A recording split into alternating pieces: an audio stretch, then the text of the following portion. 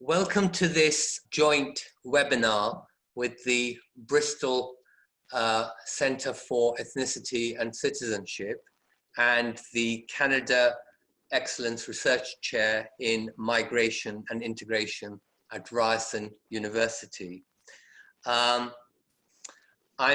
particularly pleased to host this with our two plenary speakers, Professor Triandafyllidou and Professor Craig Calhoun, because they were actually both in Bristol in November as plenary speakers for the Ethnicity Centre's 20th anniversary event. And their association with the Centre, in fact, goes a long way back, and they've each held short visiting fellowships here. So it's great to have them and for me to co-host it. I'll just offer a brief word of introduction to each of them. They have such dense CVs that I couldn't possibly get through it all, and we have an interesting webinar. But here's just brief introductions to each of them. So Anna, who will speak first, is the Canada Excellence Research Chair in Migration and Integration at Ryerson University in Toronto, a post she took up in August last year. Prior to that, for 7 years, she was the Robert Schuman Chair in the Global Governance Program and Director of the Research Area on Cultural Pluralism at the European University Institute in Florence, Italy. She's been awarded and led many multinational research projects, one of the current ones being GREASE, that's its acronym, on the governance of religious diversity and radicalization, which is a Horizon 2020 project that, in fact, we're both working on together at the moment. She's done extensive work on migration and also on nationalism. Her latest book is as editor of the Handbook of Migration and Globalization. I'll also introduce Craig now with a few words. He's the University Professor of Social Sciences at the Arizona State University in the US. Prior to that, he was the Director and President of the London School of Economics, and he's also been President of the Social Science Research Council in New York. He's the author or co-author of 9 books, editor of another 22, and has nearly 200 journal articles and book chapters, ranging widely, but including culture, social movements, religion, and nationalism. His latest book is the multi-authored Does Capitalism Have a Future?, which has become actually even more timely topic than when the book was published. So each of them will speak for about 10 to 15 minutes. Then they'll have an opportunity to respond to each other very briefly, or just to ask each other a couple of questions. And I might also lob in a couple of questions. And after that, we'll open it up to general questions and answers, which we hope can carry on till roughly about 6:15. That's Bristol time. You work out your equivalent, your time. As there are so many of you, I'm so pleased to say, 325 people registered, and the last time I saw the number of people who were entering from the waiting room was well over 100. The easiest way to handle the questions and answers is if you type in your questions through the chat function, and I will keep an eye on that. And you can do that at any time. You don't have to wait till the presentations are finished, though it'd be good if you did, but you don't need to. And I'll pick out some questions from there. If there are a couple of related questions, I'll relate them or cluster them together. So I hope that makes sense. So I'm very pleased to invite you, Anna, to kick us off. Thank you, Tariq, and thank you all for being here. It's a pleasure and an honor to share this webinar with Tariq and Craig. And in fact, we would all have liked to be together in the same, truly in the same room, but we'll have to share this virtual room. And also I'm happy because the topic of today is a topic that I feel kind of very personally about and really relates to both my work, but also my thinking as a citizen. Let me venture with technology and share my screen.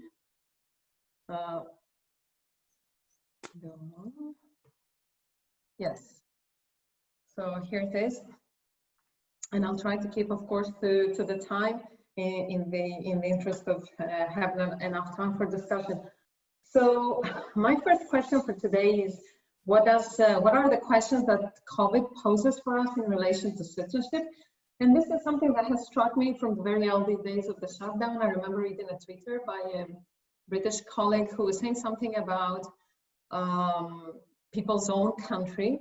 And I was thinking, yeah, what is my country, my own country for COVID purposes? So is it my country of citizenship, Greece? Is it my country of residence, Canada? Is it the country where most of my friends are, Italy? The country where my extended family is, Greece and France? So, and also, what does the borders closure mean for me? Not least because the very days that Canada closed its borders, my husband was abroad and he really had to hurry taking a plane back because, and this brings me to one of the questions of my talk, which is, we're not permanent residents and we're not citizens of Canada.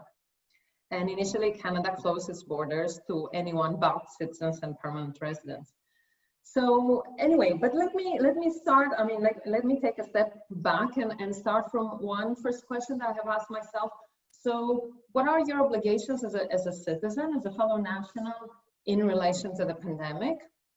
And that again was a question that came to me in relation to some news reports in Italy in the early days, when Lombardy in the north, the region most hardly hit in the north of Italy, was declared a red zone. Sorry, I think there's been a problem with it. Let me share again my screen. Some students who were studying in the north of Italy went south, back to their parents' places as Lombardy was closing. And there was one particular example, let's name this young girl Maria, who went back to Sicily, to near Palermo, and visited the senior care home where her grandpa was staying. And it turned out 2 weeks later that Maria fell ill with COVID, and her grandpa had got the illness, and a few people among staff and seniors in that home. And of course there was panic, but there was also this question of how to restrict mobility within a state, between regions, and whether that is part of the social contract, whether a state has the legitimacy of doing this.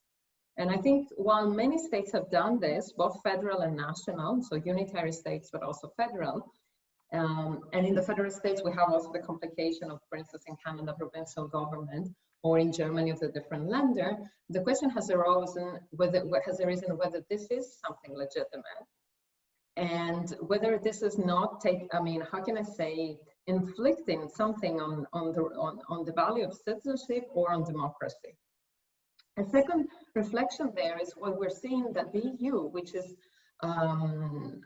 usually inflicted by debates about it not acting in a compact way, in a unitary manner, we see that the EU seems to matter quite significantly under the pandemic, and we see that being an EU citizen gives you some mobility rights that non-EU citizens do not have.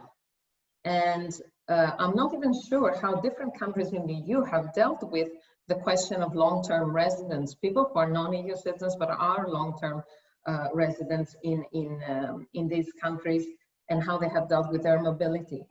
And that brings me, this question of citizenship brings me also to another question. There was another incident that attracted my attention, of an Ecuadorian migrant resident in Spain who went back to Ecuador. Let's say this person's name is Cristina. She was in her late 60s. She had COVID. She didn't know. She went to Ecuador. She contacted. She brought actually COVID. Apparently, she was patient number 00 in Ecuador. She caused, apparently, her family inadvertently caused an outbreak in that city. It was not Quito, it was not the capital city. She herself died and 3 members of her family.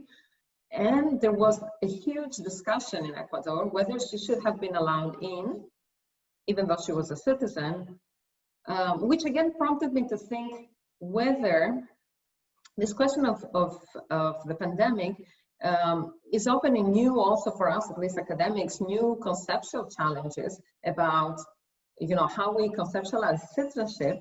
And that brings me to the question of residents and how they live their civic consciousness, their civic responsibility towards fellow residents, and what is the legal, if you want, or normative or political value of effective residence. Because what Canada did, I should say, so it was a Monday when Canada announced they were closing their borders. I think it was for the 16th of March. They said we're going to close the border at midday on Wednesday. Through social media, they realized that there were a lot of people left out if they closed permanent residents and citizens, including international students or people like my family, that we have a temporary permit for staying in Canada.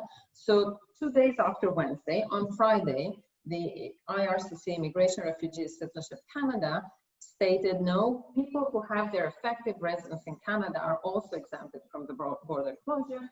And having your effective residence meant having any kind of permit, but which you can prove your habitual residence is this country.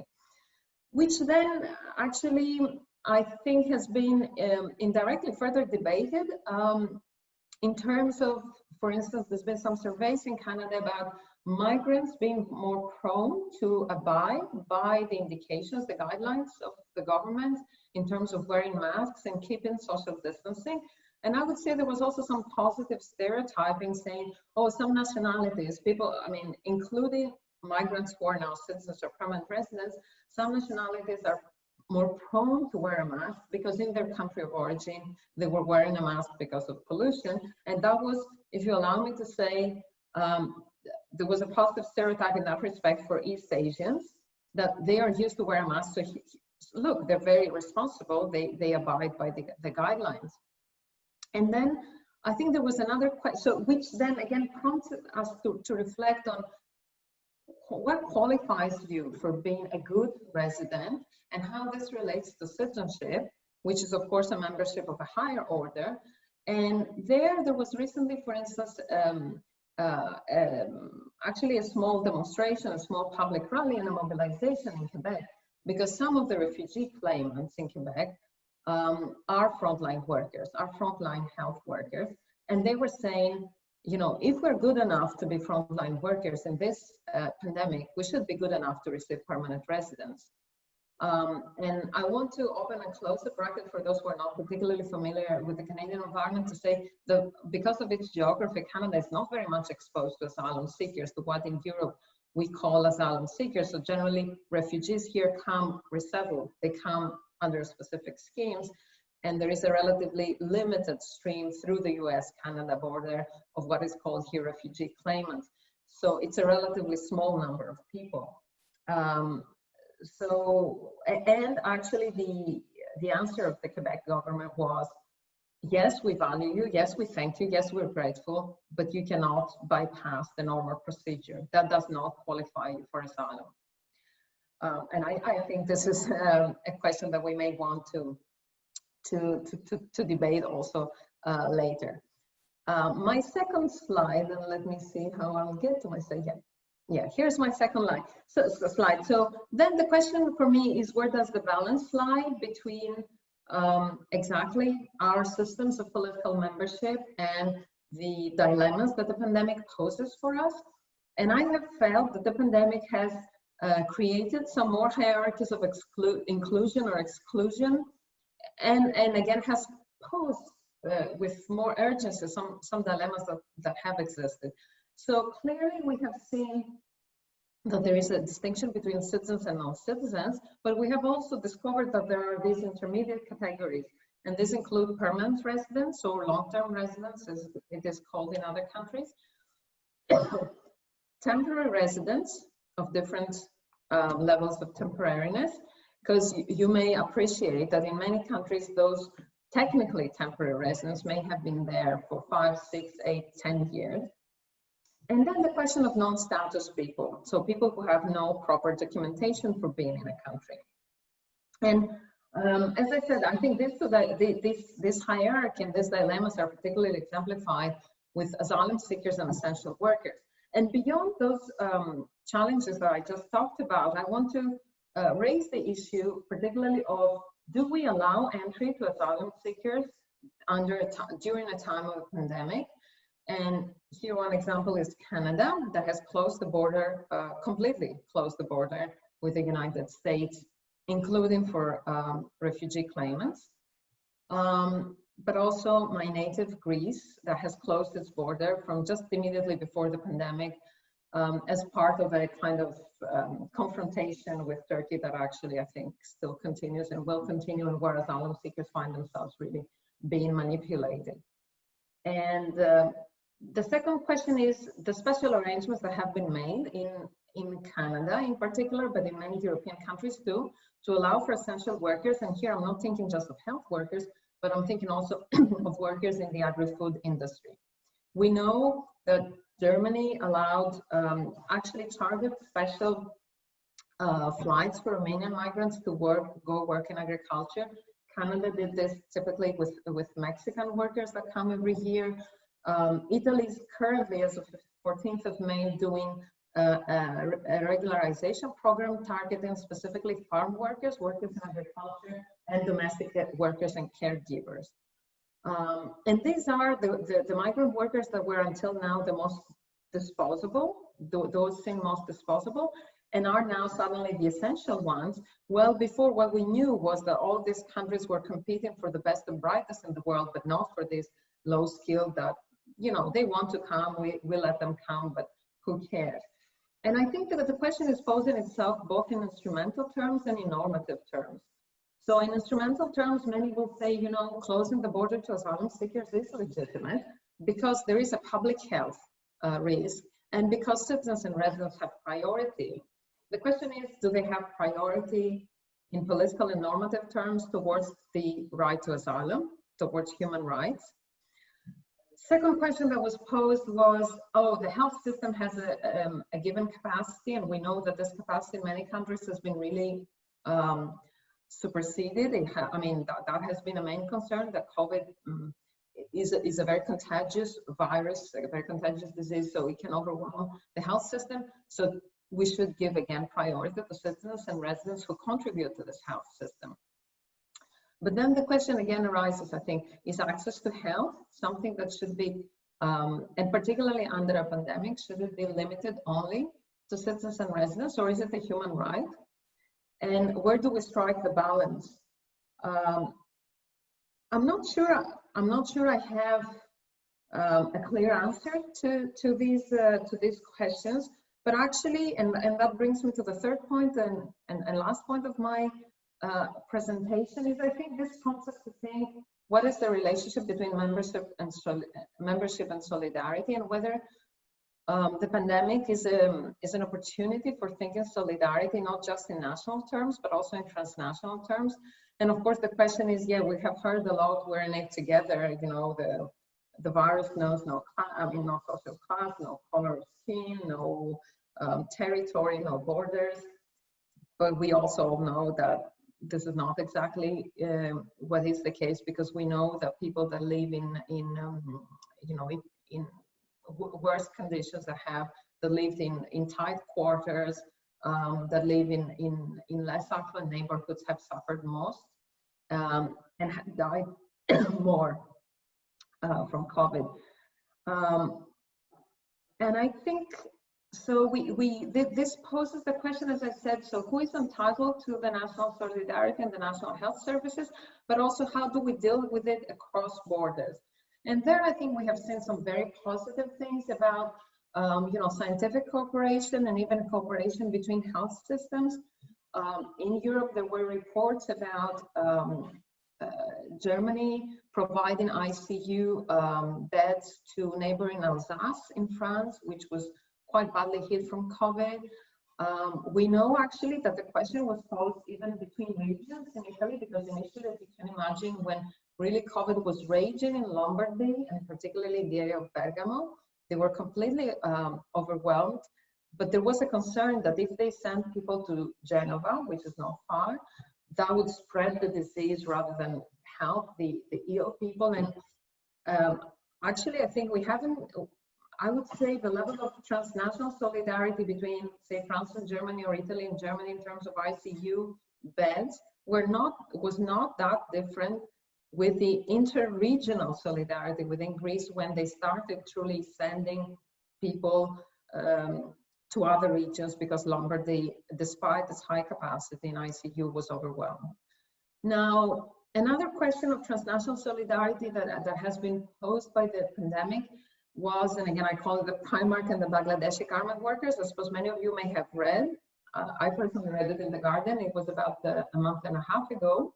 That Primark, one of these big, global garment chains and retail stores with rather inexpensive clothing, canceled most of its orders for garments to its Bangladeshi subcontractors, which left a lot, I mean, hundreds, if not thousands of Bangladeshi garment workers without jobs. And actually Primark had the capacity to do it. They said, we're sorry, demand has really fallen much more than what we would have ever expected or anticipated. We're in the unhappy situation of having to cancel this order. And there were calls at the time for Primark actually to take some of this burden. So instead of canceling the orders, honoring some of the orders, even if they knew they wouldn't sell the clothes, because yeah, Primark was safeguarding its, how can I say, financial health, but these wages are vital for these workers and their families. And this is just one example. I'm sure if we look at the news, we'll find many more examples, which testify to the importance of the global value chains in today's economy. So not just the mobility of people that I was discussing before, but also the mobility of goods. And that poses important questions when the pandemic actually exacerbates such inequalities. And the third question about, I think, transnational solidarity is again exemplified by a particular standoff between the US administration and the Canadian federal administration when it must have been again end of March or early April, when a big load of masks produced by the company 3M was confiscated by was stopped by the US government from being shipped to Canada, as had been the order, because the president of the United States said, we need these masks here, we don't have enough protective equipment, you cannot send them abroad, you cannot honor this contract. And of course there were many calls to Justin Trudeau to retaliate, and you might think, okay, how can a country of 34 million retaliate towards a country of 330 million? But there was a way that you could easily retaliate, as there are many health workers at the city of Windsor who are cross-border health workers. So you could have said, okay, then we keep our nurses at home.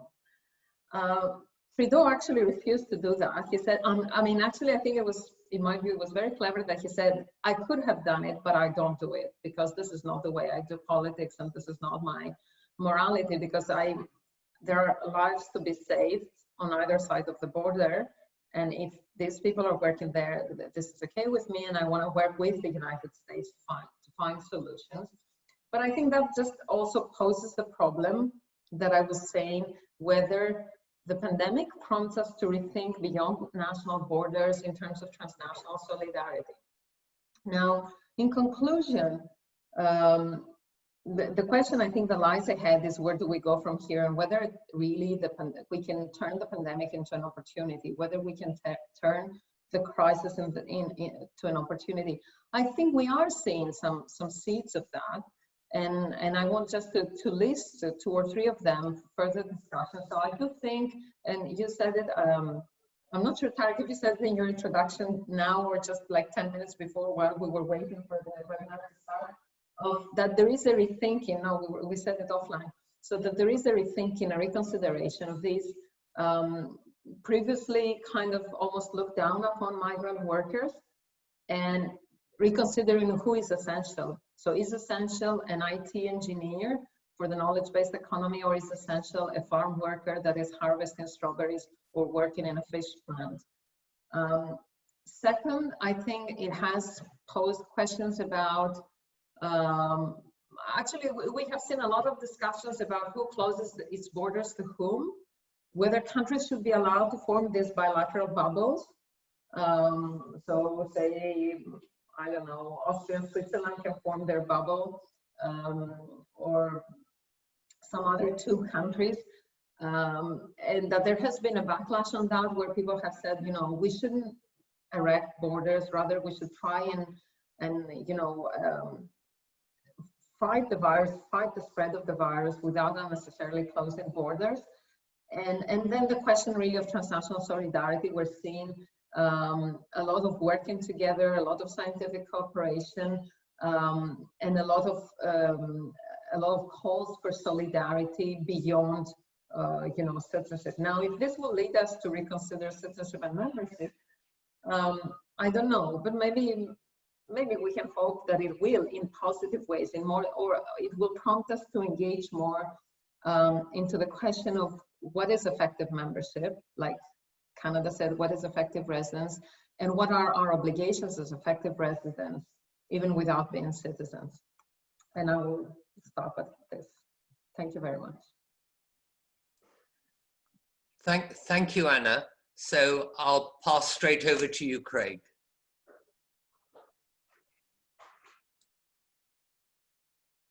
Thank you very much, Tariq. And my thanks to both you and your Bristol colleagues, and to Anna and colleagues at Ryerson for making this possible. It's very good to be able to speak with you. And I am in great sympathy with what Anna has been discussing. I am not sure I'm quite as optimistic about how well we will seize this moment for the good. I agree very much that it's possible, but it will be hard. And I think we need to be realistic about how hard.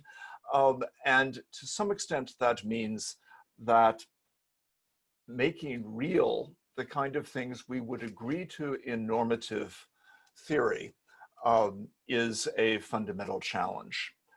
Let me now pick up with the slide presentation. I cannot stop from mentioning that it is June 4th. And in discussing material realities of power in the world, this is an evocative date.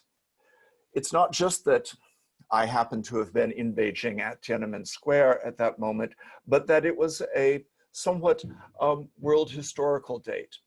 And there's a substantive point, not just about how the whole world was watching, and not just about the question of violence or democracy, but about the path followed by Chinese leaders after Tiananmen. It's a path of choosing economic growth, accepting dramatic increases in inequality, and making political repression more palatable by encouraging nationalism. This was not an entirely new phenomenon. This is reminiscent of the choices made by the Nixon administration in the United States, elected in 1968, confronting large-scale democratic movements and movements for social justice, and essentially countering them with a path of neoliberal economic growth, radically increased inequality, and a fair amount of political repression, but made possible in part by nationalism. We see some of the denouement of this in the US today. And again, I can't speak without acknowledging the violence and the repression engulfing my country today. Massive military and police power are being deployed against peaceful protesters. And if at Tiananmen in China in 1989, protesters sought to bring at least a little democracy to China, in the US today, protesters fight to stop the erosion of democracy and demand equal inclusion of all citizens. Black Lives Matter. There is much that is distinctive to the US here, including the way in which the issue of race and racism is fundamental and recurrently at the foreground of US politics and divisions. But there's also much that is not unique to the US, including threats to democracy around the world and the manipulation of nationalism as bases for these threats. The COVID-19 pandemic enters into these national histories. It doesn't come out of nowhere. It doesn't simply affect people as bodies, and it doesn't stay contained within a logic of the medical. Just as individuals suffer more or less based on pre-existing conditions, so do countries. And part of what we see in the world today is the way in which pre-existing social conditions like inequality. Sorry to interrupt, Craig, but yeah. Are you sharing your screen with us? Should we be seeing some slides at this point? So far, we haven't seen any. Well, let me briefly see if I can do that properly. I thought I had done. I may be suffering the inverse of the problem that arose during Anna's. Okay. Is this coming now? Do you see it? Tariq? Yes, that's very good, Craig. I think we can all see it now. Okay. Thank you.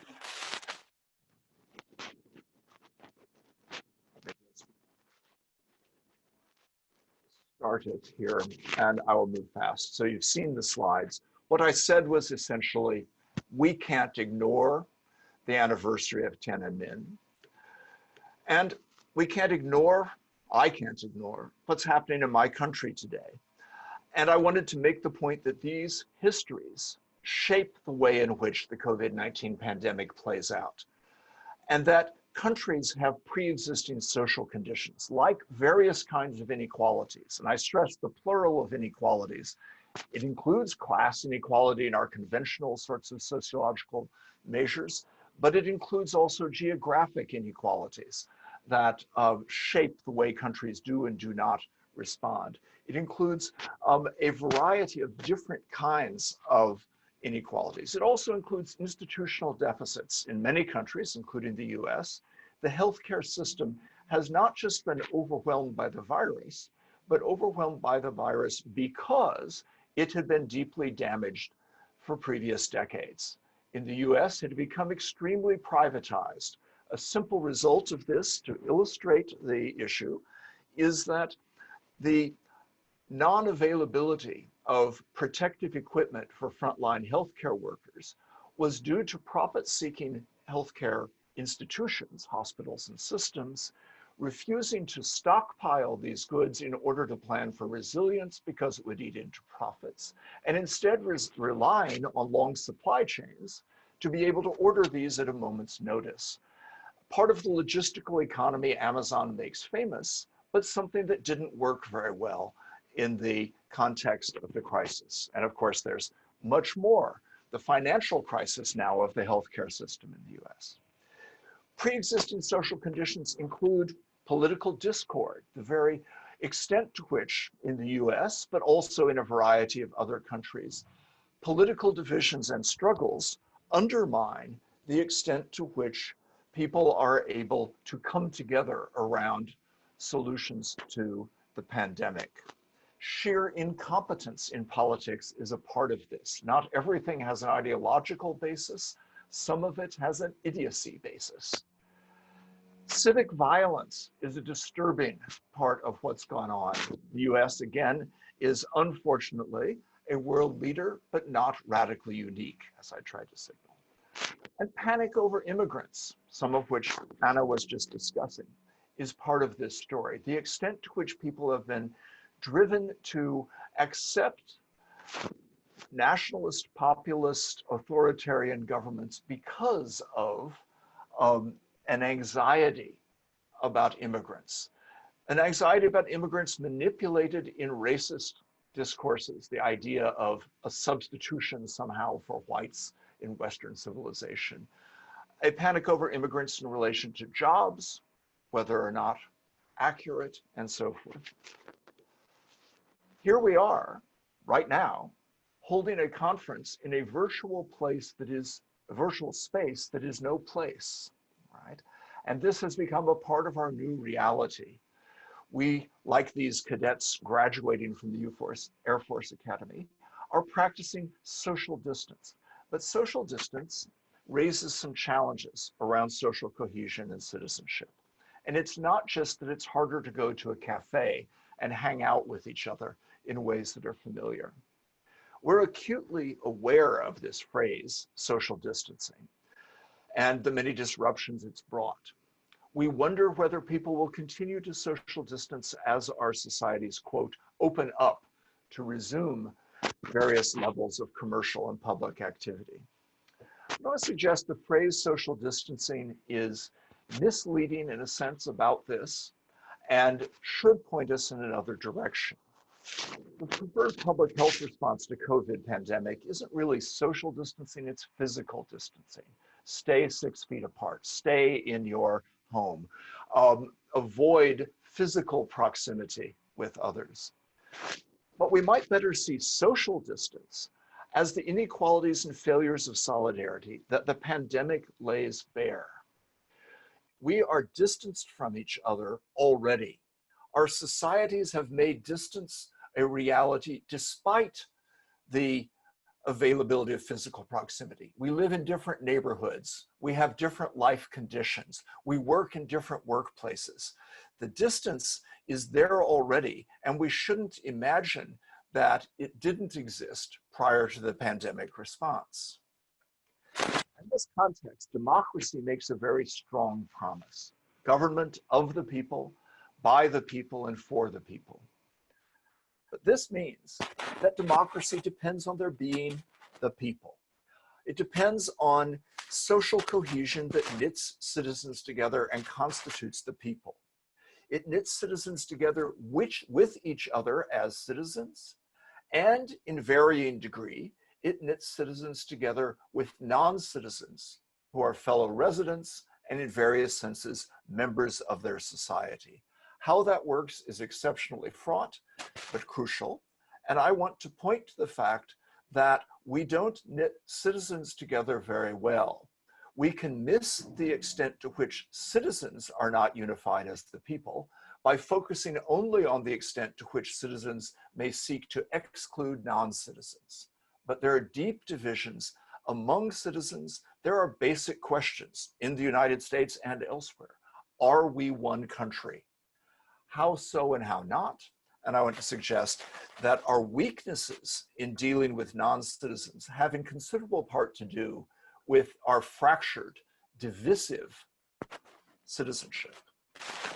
Degenerations of democracy, which we see around us, reflect lost social foundations for solidarity, for public discourse and dialogue, and for the sense of being empowered in one's own life. I won't take the time to try to develop each of these, but I really mean them to be three different things that are crucial to democracy.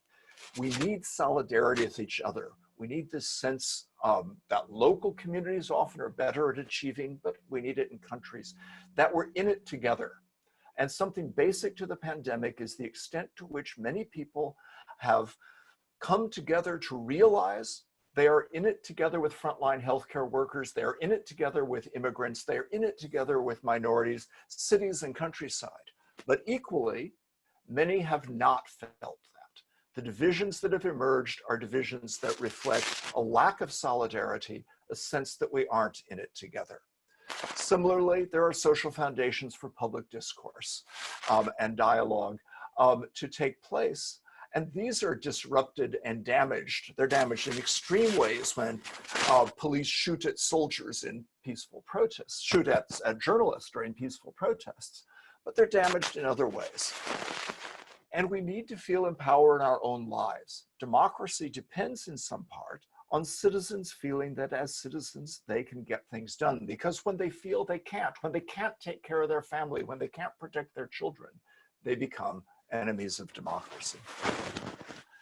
I've already alluded to all of the lines of deep division that shape our experience today and our life chances today and undermine solidarity. Right? I won't belabor the point. Response to the COVID pandemic not only lays bare these divisions, but exacerbates many of these trends. In one picture here, you see a high street in Britain, shuttered and closed as all too many are, a pre-existing social condition of the radical disruption of community life in many parts of the country and a geographical inequality that has also shaped the way the pandemic has played out and is further an issue for the dire employment circumstances. But here you also see a protester in the US, not a Black Lives Matter protester, a right-wing militia protester marching on the Capitol in the state of Michigan, carrying a rather impressively bulky automatic weapon, asserting what he believes to be his rights to have the country open up, to stop the pandemic. Now, there are bizarre contradictions in all of this. I won't go into them in detail. Maybe we want to return to them. For example, protesters who are demanding that the country open up because of their First Amendment right to assemble. And then the same people encouraging a police repressive response to Black Lives Matter protesters who assembled. But either way, these are signs of division. And then we have Donald Trump and others, not just as problems in their countries, but as forces against global cooperation. So Donald Trump withdrawing from the World Health Organization. But the attacks on global cooperation predate the COVID pandemic and have played out in it. In short, then, we need to achieve social connection despite physical distance and despite the social distances of inequality and disregard. We need to build cohesion at many scales, from local communities to intermediate institutions to whole countries and globally. The extent of social solidarity has in fact turned out to be one of the basic variables shaping the severity of the pandemic and the effectiveness of public health responses. Part of what has made responses work effectively in East Asia, in many places, is in fact the extent to which citizens did feel a solidarity and a willingness to act together. Part of the opposite. What are the countries which have the worst track records? The United States, Brazil, Russia, the United Kingdom, all of them governed by populist governments that in various ways have exacerbated divisions in the country rather than building solidarity. Nations are not working well, it's true, but nations are not disappearing, and we can't simply imagine global harmony wishing them away. Nationalism is ubiquitous. It's often ugly, but it doesn't always need to be bellicose or defensive. If this were a different talk, I would develop the argument that the problem here is not nationalism, it is nationalism combined with testosterone. That if we could have more societies like New Zealand, with a female prime minister worried about solidarity in the country and behaving responsibly internationally, it would be better. And I'm not joking. I'm not just talking about something good that women have. I'm talking about the extent to which male political leaders embrace confrontational styles, embrace a sense of needing to look strong and be strong. That is, in many ways, a problem, and neglect the importance of care. Finally, we need to make nations better. We can't get rid of them. That's not the solution to the problems we face. We need to take on the project of remaking our countries. They are not just an inheritance, they are projects for us. And this includes making them work better internationally and for non-citizens, as well as for citizens. Thanks.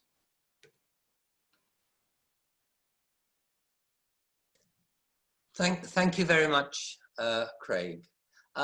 Now, while I was listening to all that, I could see from my screen that only Craig was unmuted, but I could hear lots of paper being rustled and so on. Was I the only one who could hear that? But anyway, if you are rustling paper and you're not muted, please mute yourself.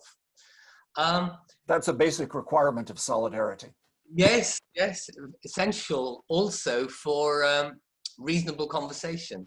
So I'm going to give you both an opportunity to kind of respond to what the others said, or to ask a question that hopefully will perhaps lead to further discussion later. But before I ask you to do that, maybe I'll just raise a question, which I think in a way connects your two different papers. And it was already something I think that Anna was raising herself, but if you like, I'll kind of underline it, now drawing on some of the things that Craig concluded with.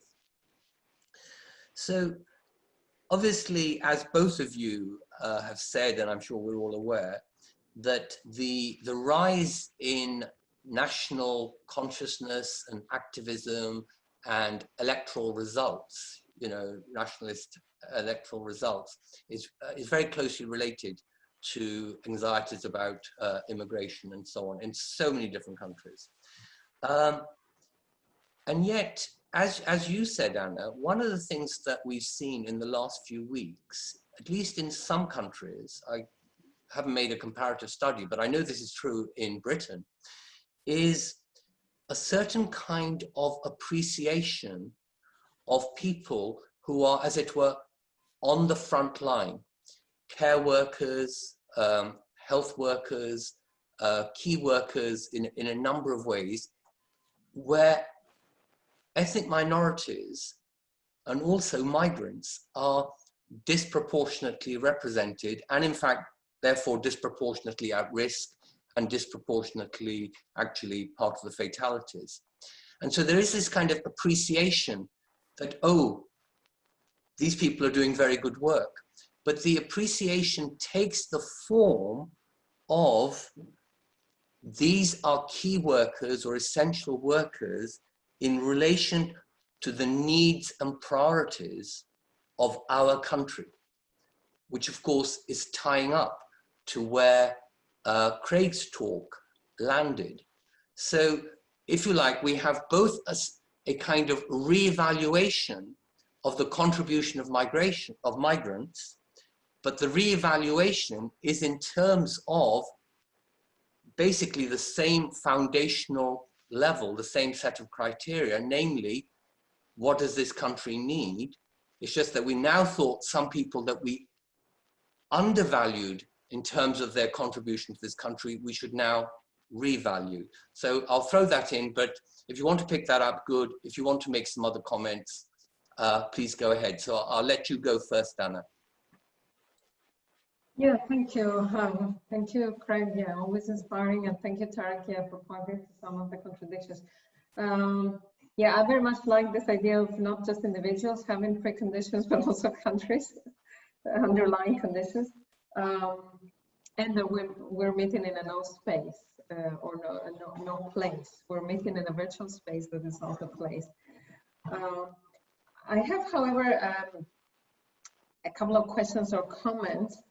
And one is, if we're looking at the underlying conditions, the pre-existing conditions of countries, would you have a comment, and that's for Craig, but also for Tariq, if you wish, about Sweden? Sweden was hitting the headlines again yesterday, as while the country has been doing relatively well, compared to neighboring Denmark, which closed down relatively early, relatively drastically. Denmark has also opened up relatively drastically and relatively again early compared to other countries, and they've had very, very low numbers of cases and deaths compared to Sweden. That has said, this is about trust. This is about trust among our citizens. We trust our citizens to behave responsibly, and we continue to some extent, not fully, with our lives. So the other thing was about that again, the feeling of solidarity, I think, Craig, I may be optimistic about what I said about whether the crisis is an opportunity, but you said we've seen responses working in the countries where there is solidarity. Now, correct me if I'm wrong, and also people from the floor, please write your comments or questions. What I have been told by Chinese colleagues who live in Toronto is that it was rather policing rather than self-discipline or believing in we have to do this, but rather particularly initially very aggressive policing. And so this is a question related to Sweden, and also I want to take up the example of my native Greece that has done for once, like, has hit the headlines for very positive reasons. And my reading of it, it was a combination, and I don't know what analytically we can do of it, we can make of it, is it was fear, panic, because Italy is just next door, lots of traffic for tourism, trade, whatever. And Italy was hardly hit, and it became soon apparent. A conservative government that errs towards the law and order in all its policies, but in which case law and order functioned, closing very, very drastically, very early, and a combination of building trust through very good health policy leaders that actually did acquire the trust of the public through every night public appearances, very solemn, very modest, and also I would say reassuring, along with some policing. So just a reflection on this. I'm also not sure what I make of it, and in terms of which brings me to my more analytical question: is the pandemic just exacerbating what is the pre-existing conditions, or is the pandemic shaping the pre-existing conditions? Because I think what I was arguing is that the pandemic is shaping, and you were arguing it's just a magnifying lens.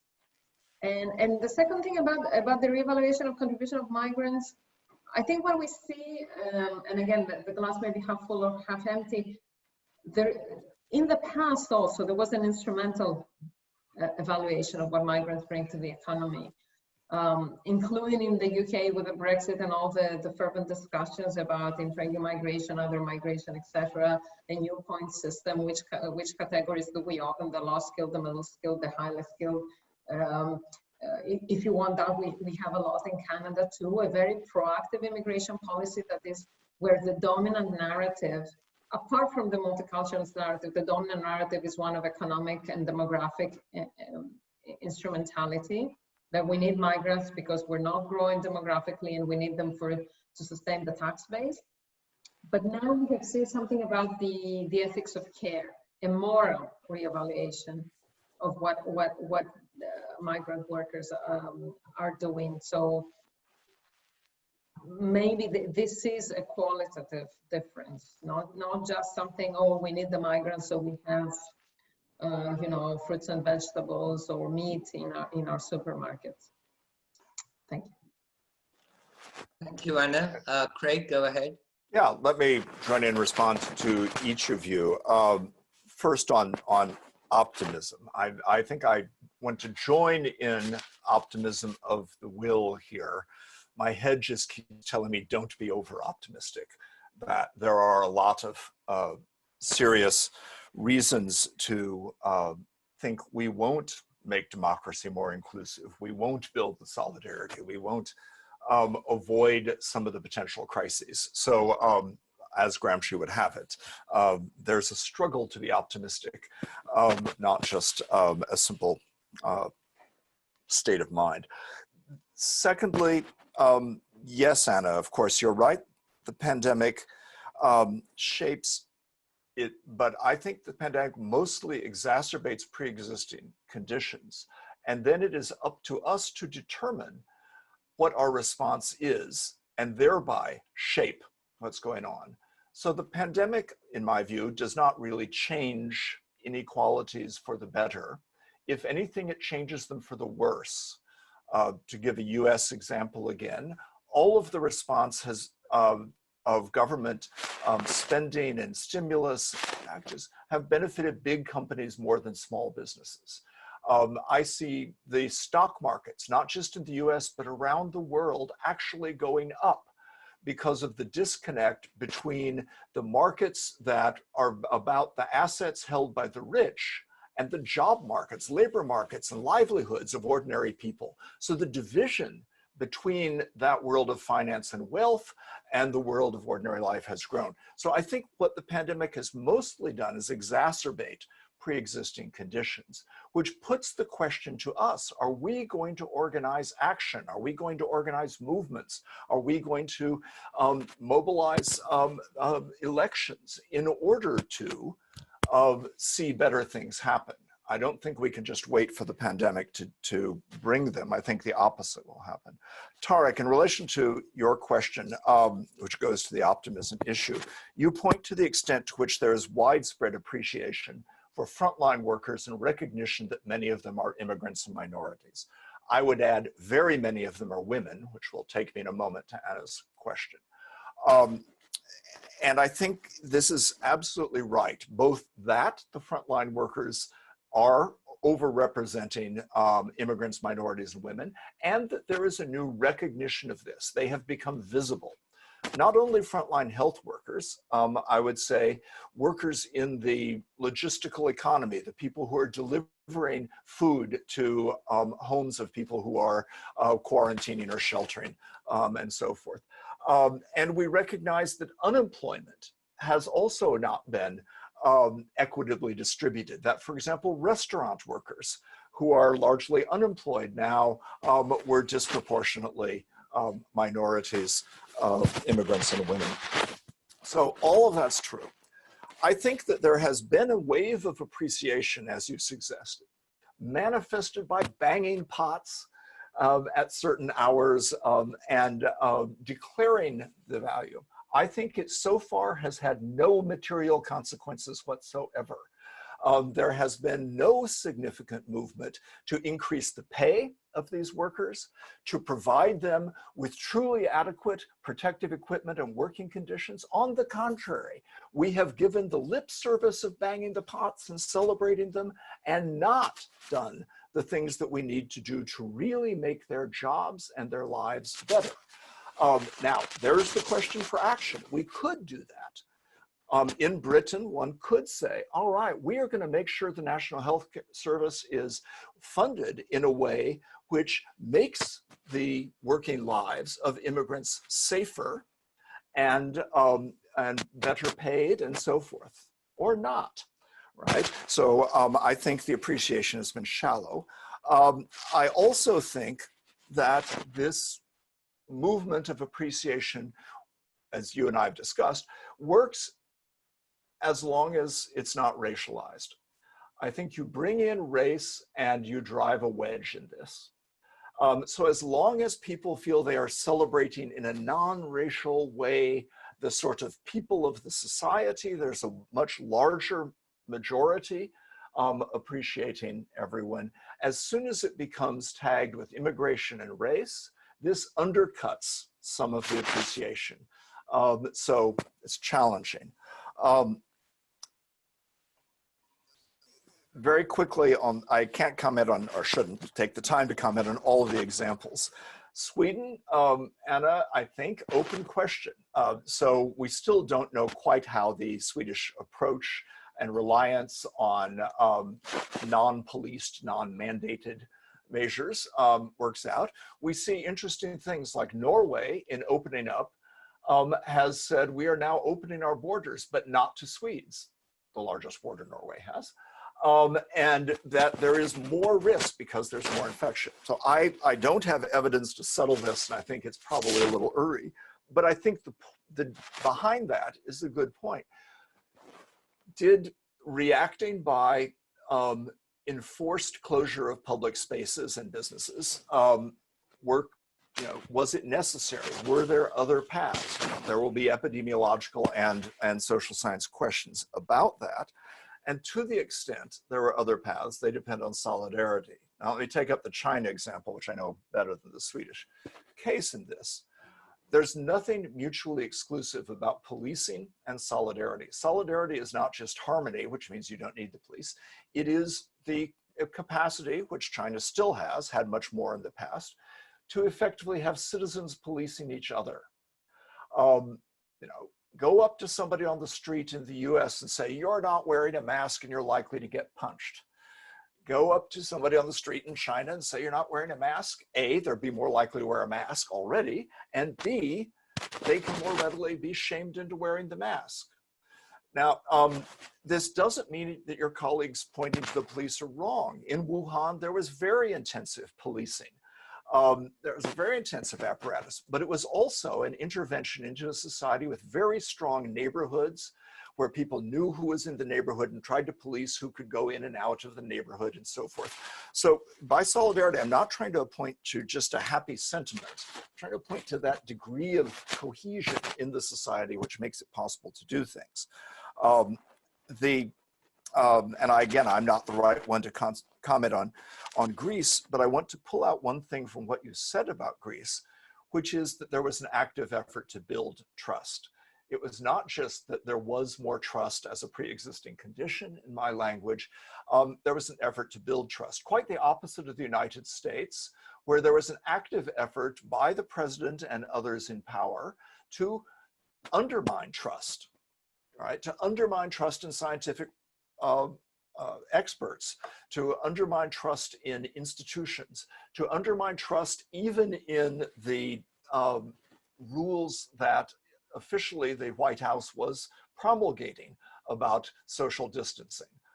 So you have the president on the one hand saying people should wear masks, and on the other hand saying, I'm not going to wear a mask and you probably don't need to.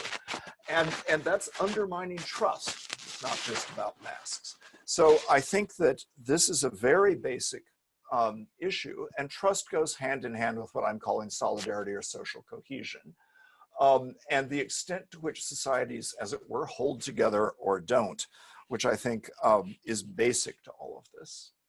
And I don't think we can adequately get at the questions about various legal statuses of immigrants, of the undocumented, and so forth, without getting at this question of solidarity too, in various ways. I think that they are tied together, and the attempt to have a more or less formal resolution in law without building solidarity is risky. I think we saw that in Britain with Brexit. Britain had actually done pretty well putting in place legal bases for multiculturalism and a formal system that offered a great deal of recognition to minorities. But it hadn't built the solidarity that I'm talking about, and the campaign for Brexit played on that, seized on it, and produced, in my view, an unfortunate result on that basis. Thank you, Craig. Well, we've had lots of questions touching on quite a few things, some of which actually the two of you have already touched on. And the questions do obviously overlap and form certain chains. But one thread in the questions that several people have raised, the two of you didn't touch on, or not very much so. And that is something that you raised, Craig, and which several people would like to hear more about. And that is the testosterone issue. So the connections that you were making, people are asking if you could offer more elaboration on the relationship between gender and national solidarity, some of which you've just been talking about now, national leadership, which you've also been talking about, and the impact that the pandemic and its economic consequences is likely to have on women, or its gendered impact, which you touched on briefly, but perhaps you'd like to make gender a little bit more central in connecting some of the things you've been saying. And of course, if Anna, you want to come in afterwards, you may do so as well. I just want to remind Craig that we also have Angela Merkel and whether he has any comments on her. All right. So there are a lot of female leaders. There are two different questions being asked, I think, by people in the chat. One is the testosterone question, as I put it. That is, differences between male and female leaders. The other is the impact on men and women in society, which I think is not quite, they're not the same question, they don't have the same answer. They're both important. I'll take them in reverse order. We have been, people like us having conferences like this one, have been underestimating the basic transformation of the economy and work over the last 40 years in most advanced once industrial societies. And we have, we've not made enough of deindustrialization and how that impacted, but that impacted overwhelmingly male workers. And we need to see the extent to which this was not just a change from industry to service, it was a change in the gender structure of work, with growth in occupations that have many women, but are often low paid and less well organized by unions and other ways. Now, it's a larger, complicated question, which I won't try to lay out an answer to, but I think the pandemic arises or hits societies that already have gone through significant amounts of shift away from industry, and that has a set of impacts, including on men, but on everyone in communities, whole communities, to a society in which more work is in what we call the service sector. That's a very broad term, and I think we'd have to deconstruct that and talk about different, care occupations are different from retail, commercial occupations and so forth, even though they're all there. But most of this is very disproportionately female. And so lots of the necessary struggle for equality in our societies is a struggle about gender equality, as well as a struggle about equality among occupations and classes. And this is necessarily so. And it's not the struggle of a man and a woman working in the same occupation next to each other and the man gets paid more. That kind of injustice is a problem. It's a whole occupations that are disproportionately female or male and the way they're treated in our societies. Now, the pandemic hits this because among the occupations that are disproportionately female are the caring occupations that are so crucial to this. And as I said, they are also disproportionately minority and immigrant, but minority and immigrant women to a very large extent. Not entirely, of course.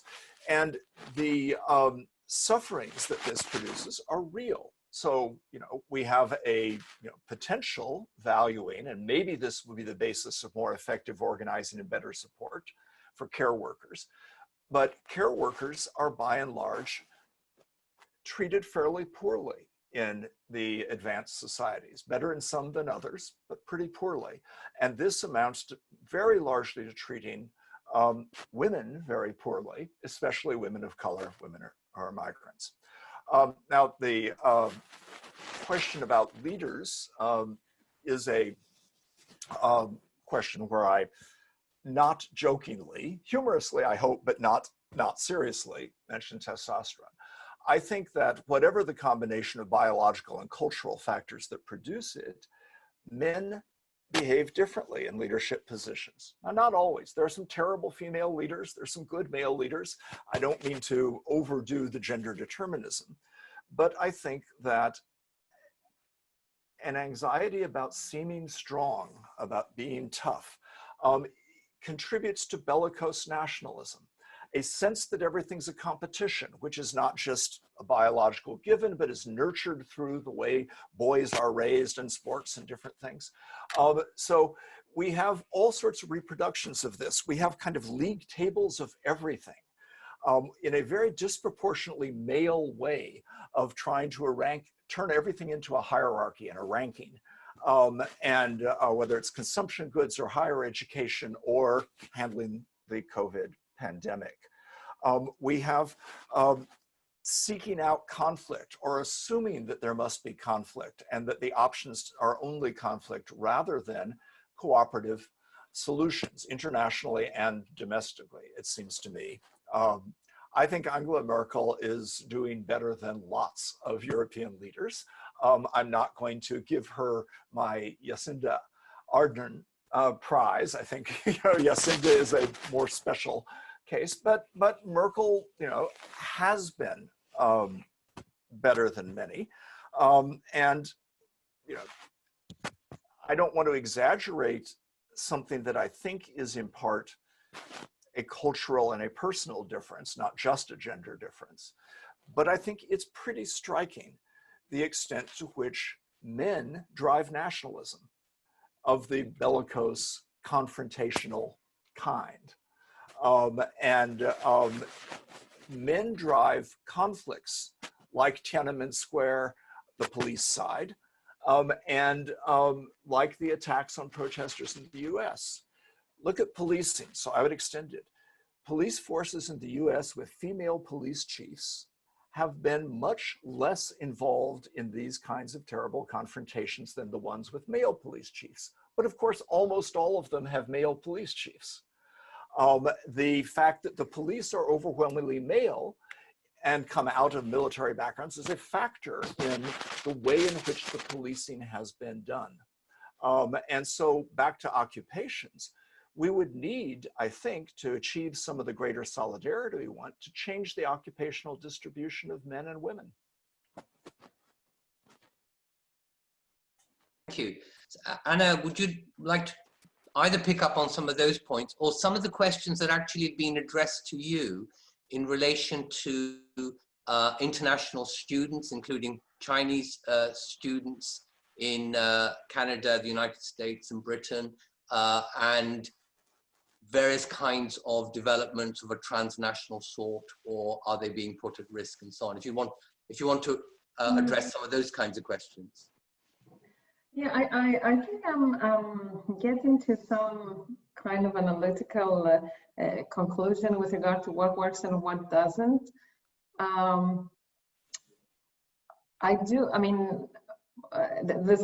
Somebody in the chat box asked, of course, I have no statistics about China or Greece or the UK, say, about how many people did things out of conviction and how many people did this out of fear of a fine, or because simply there was active kind of patrolling of not going out. But it so happened that I have a colleague who is both he and his wife's parents are from Wuhan, and actually I was congratulating him. We were still in the office when this happened, and I was congratulating them for the responsibility and self-discipline in those difficult circumstances of people in Wuhan. And he said, "Oh no, I don't think that this is the case. It's just that it's practically relatively easy because you can kind of police the big multi-story buildings. But I suspect the truth is somewhere in between." But what I get from this, and if I rethink what you said, Craig, about, say, the US versus China versus the UK versus Greece, what I do see in Greece and probably in China, different from the UK and the US, is a unison of the voices. So the politicians, the scientists, and other elites are giving the same message. And I want to signal also other elites, because I think probably there were elites like artists and actors, singers that had a message to share. And when this message was in unison, like do this, stay at home. So people made out of an obligation, or if you want a sanction, also a conviction. I said, yeah, it's something. About also my civic responsibility. There was this message: it's your responsibility. You may be young, you may be healthy. There's people out there that you will contaminate without knowing. You will be put in at risk.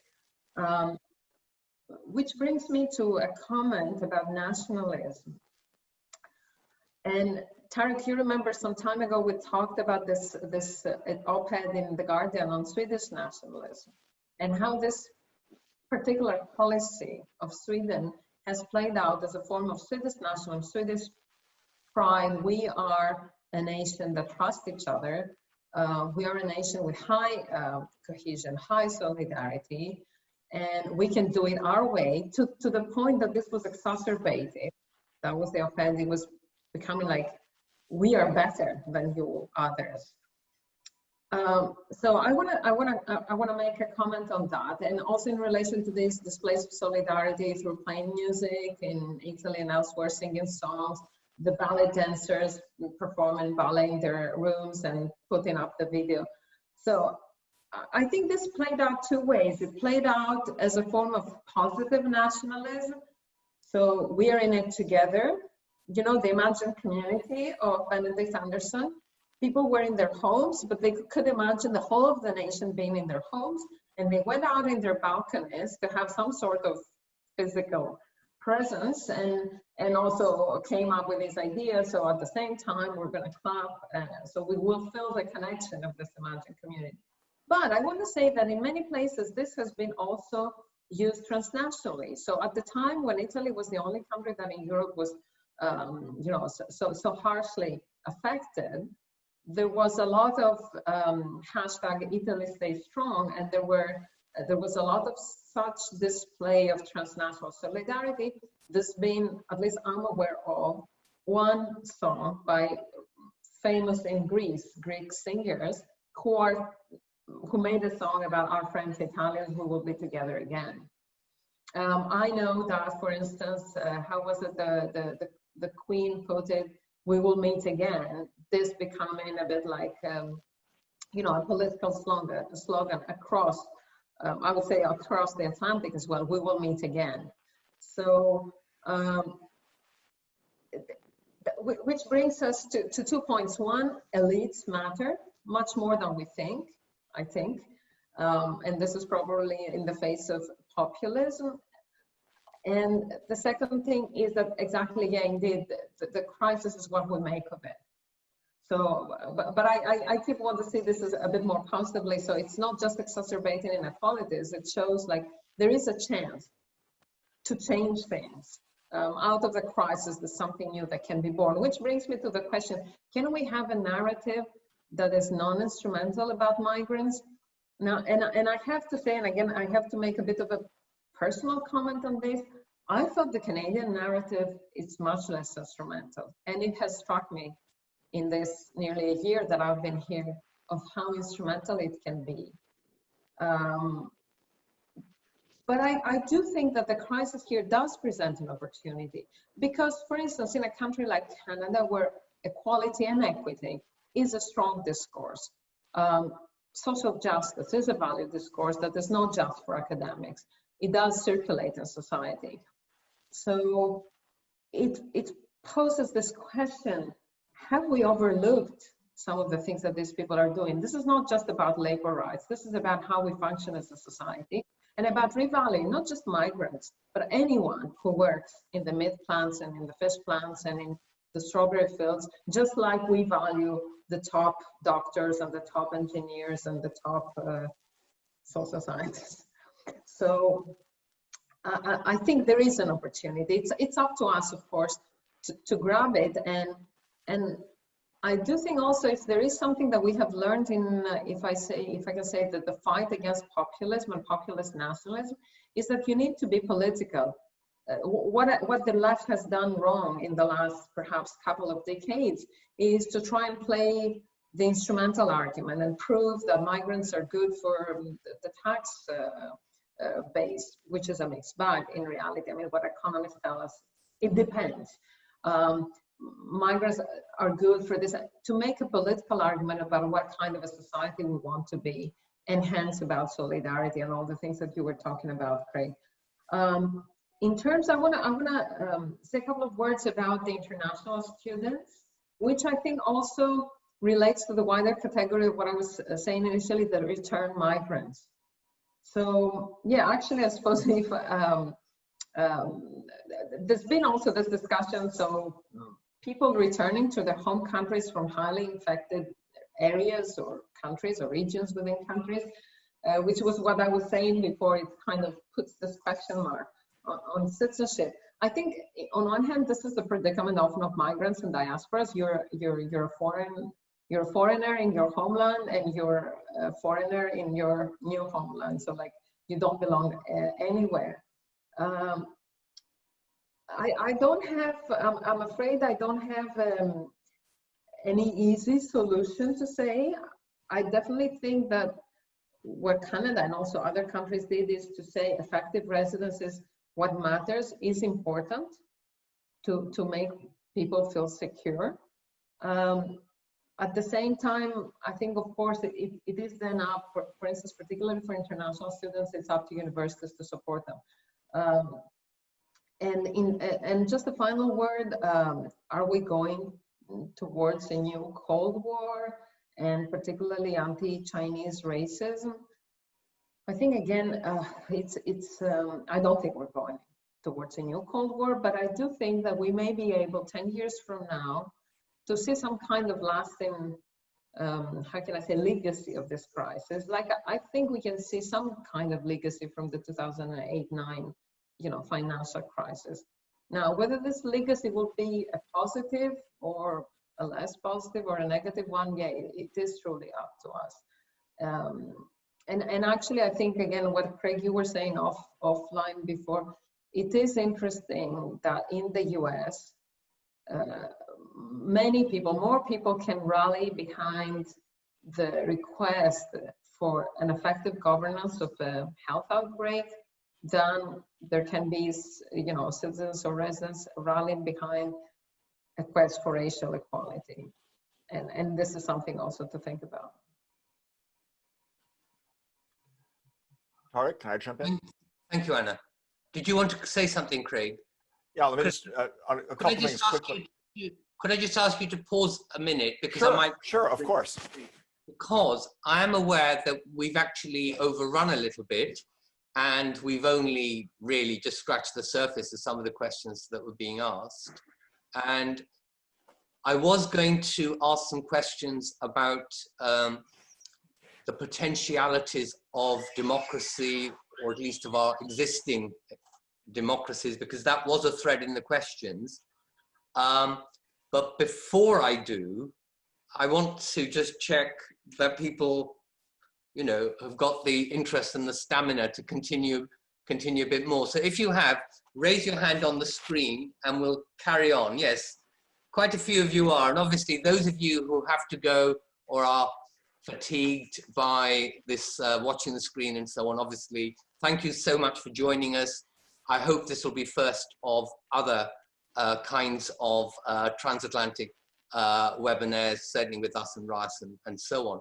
So for those who are staying, then yeah, quite a lot of the questions were really expressing skepticism about the capacity of the kinds of democracies that we have, the very countries that we've been talking about. And if I could just pick out one question that brings some of these things together, some of which you have already touched on and which I think you might have been just about to come back on, Craig. It's a question from Greg Feldman. So he says, underlying several of the questions stroke comments also is, in general, whether liberalism or nationalism is even capable of doing justice in light of the social divisions exacerbated by the pandemic. Could either or both Anna and Craig address that issue? So that didn't specifically mention democratic systems, but actually a number of other questions were throwing doubt on whether democracy can rise to the kind of crisis that we need, that we have, and the kind of social justice that perhaps some of your remarks were pointing towards. So I'll give you both the opportunity to address this and to make any final comments you'd like to make. I'll let you go first, Craig, as you have been waiting. No problem. Thanks, Tariq. Thanks, Greg, for the question. Let me respond directly to that by saying, I think that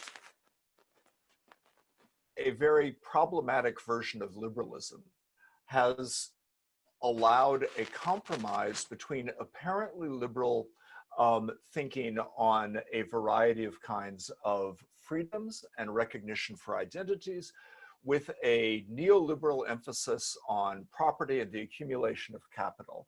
And so for 40 years, we've had liberalism embodying this contradiction.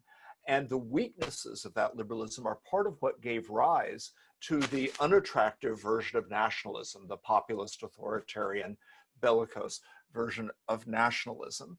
Neither of these is a path to solution to what you call doing justice in light of social divisions.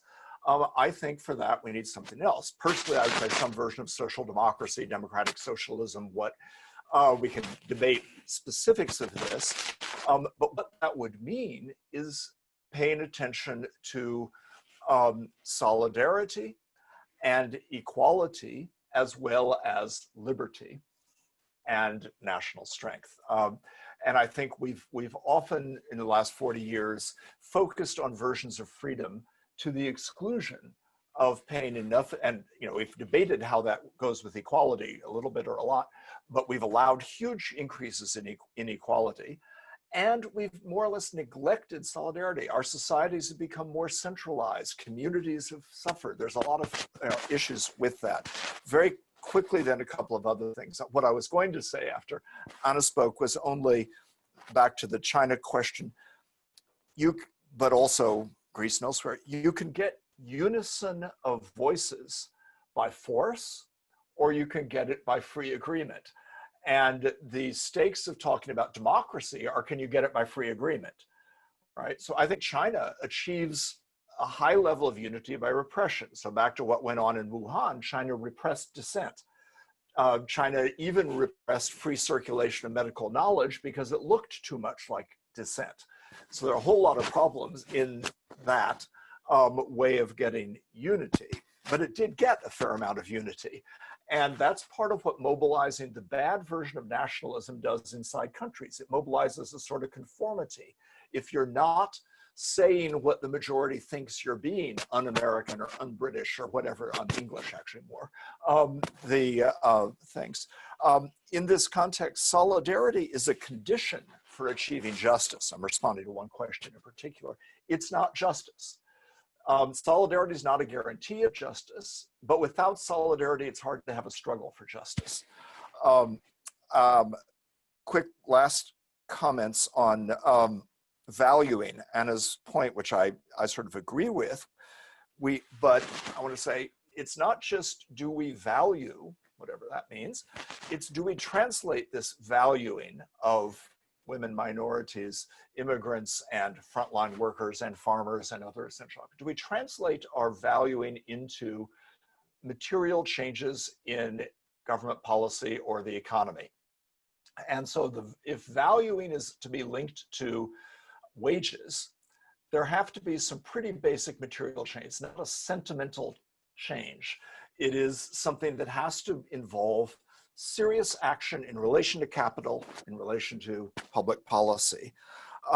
And I'll skip everything about universities except one quick comment, which is that this university sector is facing a huge problem in recovery from the pandemic. The issue of international graduate students is going to play out in relationship to this, and it's going to play out in relationship to a difference in solidarity and inequality among countries. Those countries which have operated a business model of charging international students a lot of money in order to subsidize the rest of higher education are in big trouble in this context. I include both US and Britain in this, and Canada less so, though Canada more so than 30 years ago. Right? Just as Canada has been introducing more hierarchy among universities, it has been introducing fee-based income streams, international students. So these things are all connected. And so we have to ask in this context, not just what I said, which was what kind of nationalism, but what kind of globality? If we want to be internationally responsible, that's not just neoliberal globalization or hyperglobalization. it is a real challenge. And the reason I say nations are so important isn't that I like nations better, it's that they are our main vehicle for working to achieve a better globalization that can balance the power of giant corporations against something. I mean, it is governments that have that capacity, and we need it.